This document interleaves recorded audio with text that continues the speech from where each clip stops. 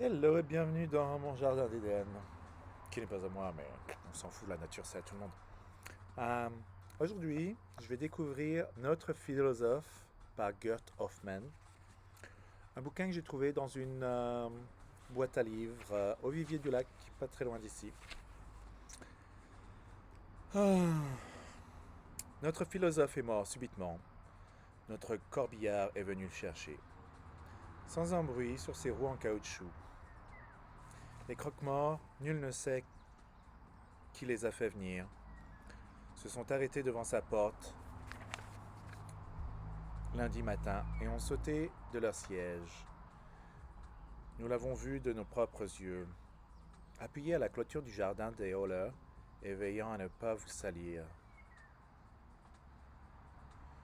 Avec un étrange raclement qui descend jusqu'en bas de la Edenstrasse, les croque-morts sortent de leur corbillard à grandes roues, branlant et solennel le cercueil prévu pour Monsieur Welchenfeld.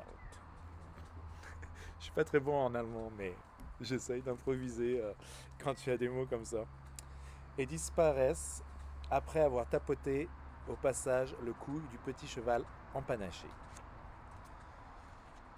Ils ne vont tout de même pas emmener Monsieur Wenchenfeld. Mais si, ils emmènent Monsieur Wenchenfeld, qui hier encore j'ai vu vers les 8 heures du soir par un temps médiocre dans son jardinet derrière.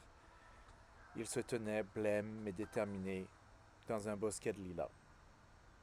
Derrière et non devant le mur de son jardin fissuré en bas, ce qui nous permet de regarder à travers. Car on savait certes en ville qu'après sa destitution, M.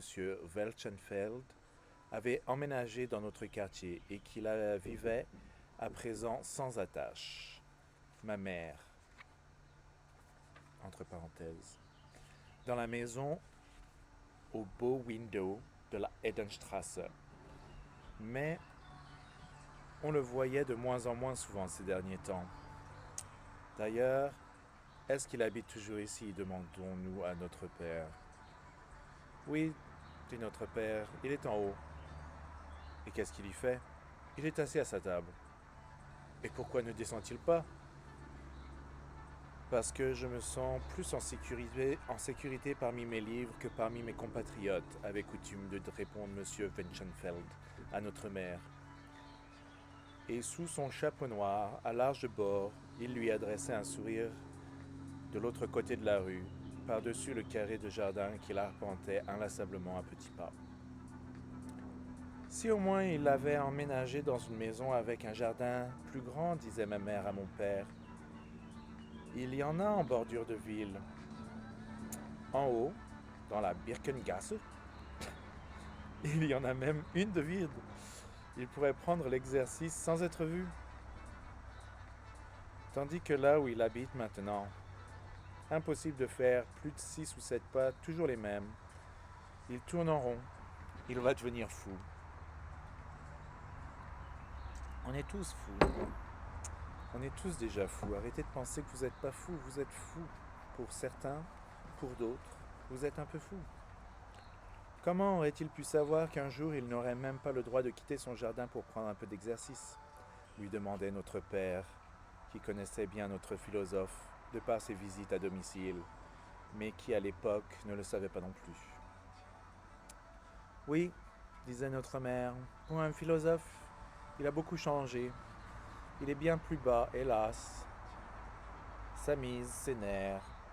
En effet, outre que M. Wenchenfeld, lorsqu'il se décidait tout de même à aller en ville, à acheter du pain par exemple, tirait son chapeau noir sur ses yeux et relevait le col de son manteau, pour que, de loin, au moins, on ne le reconnaisse pas.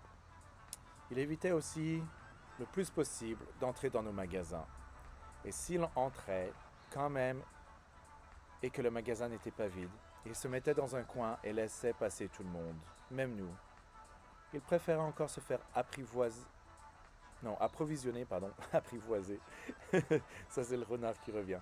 Il préférait encore se faire approvisionner par Madame Butchler, bien que celle-ci le ruine financièrement, ma mère, et le laisse souvent tomber. Pourquoi il y a ma mère qui revient comme ça, là? Et lorsque par hasard nous l'apercevions dans la rue, marchant sur le bord du trottoir, comme sur une corde raide, il nous saluait, bien sûr, mais au supplice, et disait chaque fois: Je vous en prie, ne dites à personne que vous m'avez vu. Moins on parlera de moi, mieux cela vaudra. Ou encore, je ne suis qu'une apparition. Psst, dans une seconde, j'aurais disparu. Ou simplement, oubliez-moi. Au point où en sont les choses, vous feriez mieux de ne plus lui adresser la parole dans la rue, disait régulièrement notre mère lorsque nous l'avions dépassé. Et le saluer, demandions-nous. On le salue encore? Non, disait notre mère. Il ne faut plus le saluer non plus. Nous devions faire semblant de ne pas le connaître, comme s'il n'était déjà plus là. Et s'il nous salue? Mon Dieu, s'exclamait notre mère, levant les bras au ciel, il ne manquera pas de tact à ce point. Aussi, lorsque nous apercevions de loin M. Wenchenfeld, c'était déjà après l'histoire du Dutch Peter. Au lieu de le saluer, nous regardions par terre, mais arrivé à sa hauteur, nous lui faisions un clin d'œil, afin qu'il s'aperçoive que nous savions qui il était. Et lui, en signe de pardon, nous retournait le clin d'œil. Souriait même parfois, discrètement, bien entendu, et puis nous avancions, chacun vers sa destination. Notre maison, après la construction juste en face, au cours d'un seul automne, c'est de 2 immeubles de rapport à l'ombre desquels nous vivons à présent, est plus petite aujourd'hui qu'autrefois, qui ne la connaît... Ah, point. J'arrive pas à faire les ponctuations, hein. J'ai vraiment du mal quand je lis à voix haute. Qui ne la connaît pas et la cherche à peu de chances de la trouver. Puis je trouve c'est pas bien écrit dans le sens où justement le truc fait pas de sens. Des fois, je suis comme what? De nouveaux patients qui veulent se rendre chez mon père commencent toujours par demander dans les immeubles de rapport s'il n'habite pas là.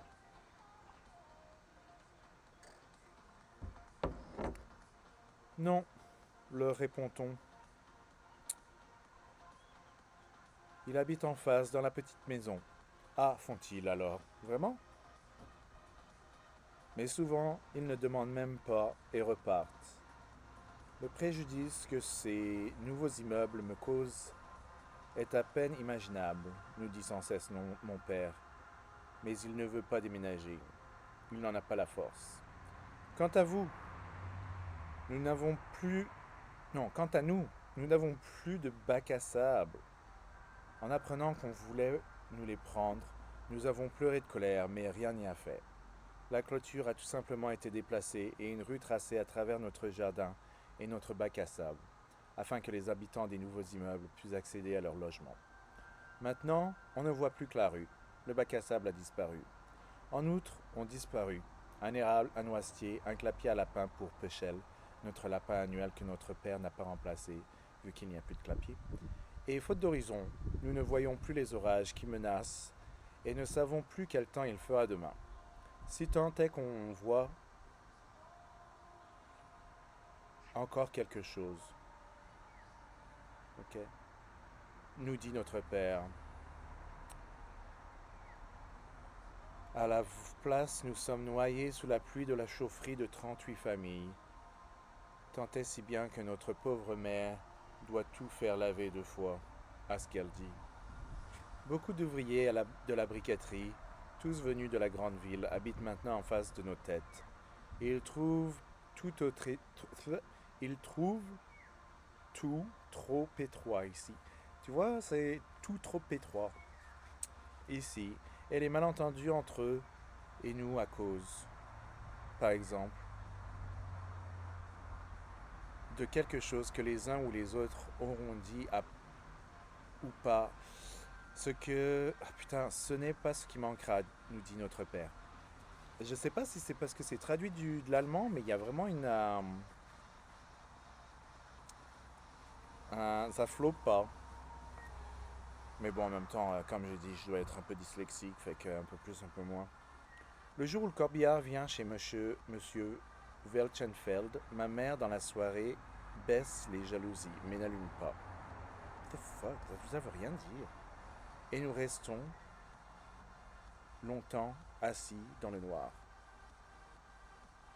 Et croyons sans cesse entendre des pas devant la maison, mais sans doute nous nous trompons. Ma mère oublie même complètement le dîner le moment venu. Maman, lance ma petite sœur. Tu oublies le dîner. Ma mère ne répond pas. Elle est assise sur la chaise de la cuisine.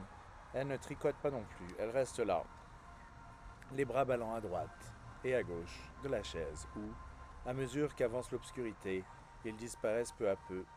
Peut-être s'est-elle assoupie. Ou pire. Maman, crie ma chère sœur. La lumière, la lumière. Maman, crie-t-elle. Où es-tu? Ah, fait mon père. Fait notre mère, putain. Où est-ce que tu veux que je sois? Ici, bien sûr. Et lève le bras comme à l'école pour lui montrer. Et veut se lever, traverser la cuisine. Tu vois, il y a des trucs, ça fait. Je parle pas très bien français, tu sais, mais. Me semble, ça flotte pas, c'est des tournures bizarres. Et veut se lever, traverser la cuisine, allumer enfin, mais oublie et oublie encore. Ce n'est que lorsque nous ne pouvons plus distinguer ni ses bras, ni ses jambes, ni son visage, et que mon père rentre enfin de ses visites, en faisant beaucoup de bruit avec sa jambe de bois, qu'elle se lève et allume. Elle met aussi le couvert, mais personne ne veut manger. Tenez, dit ma mère, montrant les plats qu'elle a posés sur la table et qu'elle pousse vers chacun de nous. Mais notre père secoue la tête et dit pas maintenant, peut-être plus tard. Et il se laisse passer beaucoup de temps. Prend une tranche de pain, la coupe en deux parties égales, mais au lieu de les tartiner, lève son couteau et lance. Écoutez-moi bien. Il en arrivera d'autres, vous allez voir. Qu'est-ce qui va arriver? Demande ma sœur, tournant les yeux vers la porte. Il arrivera ce que doit arriver, dit notre père. Quoi? Il ne veut pas nous le dire. Là-dessus, ma mère remet dans la corbeille, sans même l'avoir coupé, le pain qu'elle a pris juste après notre père et dit quelque chose qui n'a rien à voir. Elle dit qu'en d'autres temps, un philosophe du rang de M. Winchelfen aurait pu prétendre à des funérailles solennelles, voire à ce que ses disciples et sa maisonnée s'immolent en même temps ou un peu plus tard, car naturellement il n'aurait pas voulu lui survivre. Pourquoi donc? Demandons-nous. C'est ainsi, dit-elle, mais il n'avait pas d'attache. Cela n'a pas d'importance, dit-elle. C'est ce que tu voulais dire tout à l'heure? Demandons-nous à notre père. En tout cas, moi, dit notre père, je n'ai pas d'appétit et je vais me coucher. Ma journée a été dure, que vous le croyez ou pas. Et il se lève et passe dans son cabinet sans avoir mangé, et il ne mangera sans doute rien aujourd'hui. Mais tu n'as rien mangé, lance ma mère dans son dos. Tu n'as touché à rien. Non, répond mon père qui ferme la porte derrière lui, sans doute pour s'allonger. Une fois mon père couché, tout est beaucoup plus calme, bien qu'il n'ait rien dit, qu'il n'ait pas crié.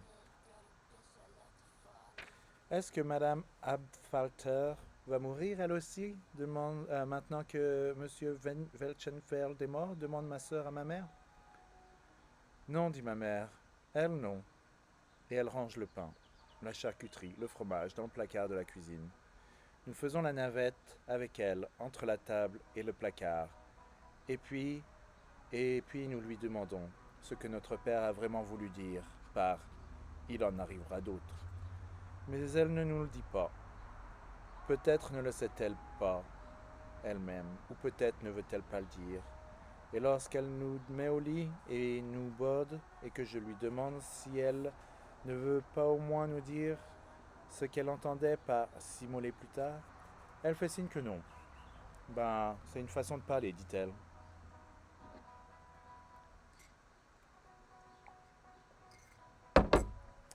L'après-midi de la fête, tandis que notre mère nous guette sans doute déjà à l'autre bout de la ville, M. Welchenfeld, son chapeau noir, un peu usé maintenant, sur la tête, une écharpe enroulée autour du cou, habillé comme pour un long voyage qui l'entraînait loin de notre ville, est resté dans son jardin, parce qu'ici, personne ne le voit. Quand le cortège, avec la fanfare, remonte la Heidenstrasse, il a pris également un sac contenant des objets de première nécessité dont il ne se sépare plus à présent. En outre, il a son diplôme de doctorat, summa cum laude, dans la poche de sa veste, juste au-dessus du cœur, ainsi qu'une attestation de passeport, 50 marks, en petite coupure, un extrait d'acte de naissance, son certificat de confirmation, un extrait de casier judiciaire vierge, un portrait de jeunesse de sa femme en chemisier blanc boutonné jusqu'en haut, et 10 morceaux de sucre pour l'énergie rapide, dit ma mère, au cas où il serait brusquement transféré, dit-elle, quand nous lui demandons pourquoi. Et maintenant, vite dans la baignoire. L'eau va se refroidir, lance-t-elle, et elle fait couler l'eau. Quand sera-t-il transféré demandai-je, tout en me déshabillant le plus lentement possible. Ma mère dit bientôt.